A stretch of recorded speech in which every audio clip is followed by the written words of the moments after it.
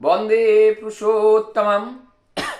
आज का जो विषय है वो दोष दर्शन हमारे जीवन के लिए कितना लाभदायक होता है, कितना घातक होता है, इस विषय पर आज देखने का प्रयास करेंगे।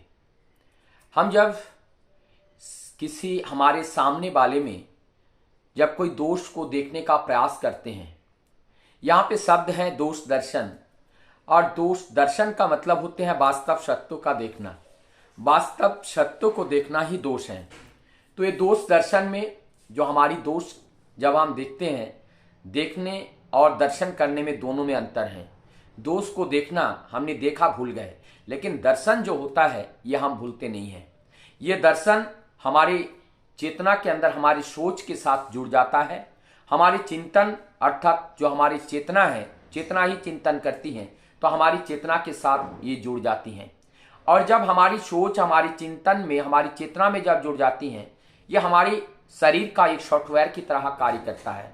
और इसके अंदर क्या होते हैं, उस कार्य के प्रति हमारी एक विरक्ति भाव हो, चाहे हमारी एक आक्रोश हो, इस तरह का एक इमोशन हमारी बॉडी के अंदर क्रिएट हो जाते हैं। और केवल उस इमोशन वही चीज को लेकर के और उसके विपरीत में हमारी सारी चिंताएं उसके इर्द गिर्द में घूमती रहती हैं। जब इस तरीके का एक चिंतन, एक सोच हमारे अंदर उत्पन्न होता है, इससे एक हमारा इंटरनल एटमॉस्फेयर क्रिएट होते हैं। और जब इस इंटरनल एटमॉस्फेयर क्रिएट होते हैं, इसको इमोशन या भाव कहते हैं, और इस भाव भाषा में तब्दील होकर के ये बाहर निकलती हैं। और ये जो भाव होते हैं, ये जो भाव हैं और जो भाषा में ये निकलती हैं, तो इस भाव को, ये भाव हमें क्या करती हैं, फिर इस तरीके की चीज को ही हम करने के लिए हमें अपने को भी प्रेरित करती हैं। और फिर हम स्वयं इस गलत कार्य में हम लिप्त हो जाते हैं, गलत आचरण में हम लिप्त हो जाते हैं। क्यों? हमने दोष देखा। दूसरे का जो चीज हम देखते हैं, अगर हम गलत चीज देखें और गलत चीज का चर्चा करें, चिंतन करें, तो वही हम अपना, हमारा जो सिस्टम है वही चीज करने के लिए उनको प्रेरणा मिलती है और वही करने के लिए वो शुरुआत करते हैं। इसीलिए हमें क्या करना है, दूसरे का अच्छाई देखना है। और दूसरे का अच्छाई जब हम अगर देख पाते हैं, तो हम अपने अंदर भी वो अच्छा करने के लिए हमें प्रेरणा मिलती है और वो अच्छा करने के लिए हम अच्छा करने के लिए हम चालू हो जाते हैं। लेकिन हमारे अंदर जब दोष को देखना और इस दोष को सोचना और ये जो विरक्ति या जो आक्रोश हमारे अंदर ना आए, और ये आते हैं तो हमारी जीवन को बहुत अवनति की ओर ले जाती हैं। आज हम समाज में देखते हैं कि हमारे अंदर ये जो दोष दर्शन या दोष का देखना, ये प्रवृत्तियां कब आती हैं? ये आत्म अहंकार के कारण, आत्म अम्भीरता के कारण जो हमारे अंदर एक अहंकार आ जाती है कि हम सबसे बड़े हैं, हमारे पास ये है, हमारे पास वो है, हम ये कर सकते हैं, हम वो कर सकते हैं।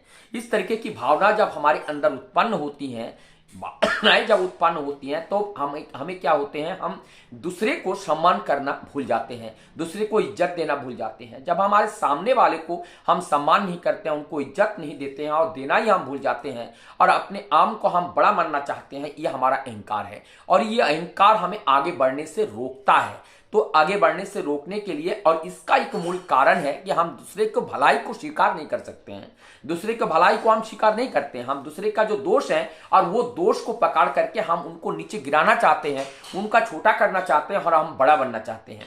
तो जब हम किसी को छोटा करके हम खुद बड़ा बनना चाहते हैं, तो हम खुद ही छोटा हो जाते हैं।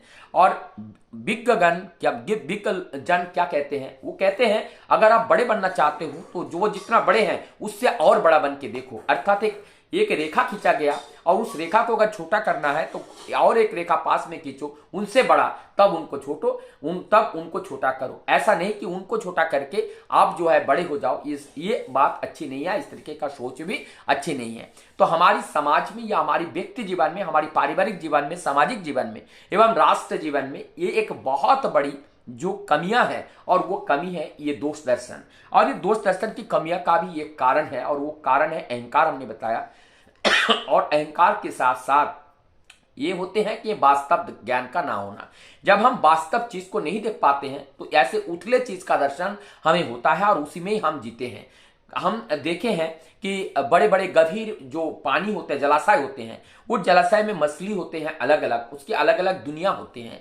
जैसे शर्त पे होते हैं, ऊपर परत पे होते हैं, और उसके बाद उसके नीचे होते हैं, फिर उसके बाद नीचे होते हैं। ऐसे कई लेयरों में जो पानी का जो तह होते हैं, हर तह में, हर लेयर में अलग अलग मछलियां, अलग प्राणियां पाए जाते हैं। तो उस प्रकार से हमारी इस मनुष्य जगत में भी अलग अलग तरह का मनुष्य इसमें पाए जाते हैं। ऊपरी सतह में फिर नीचे इस तरीके से अनेकों पाए जाते हैं।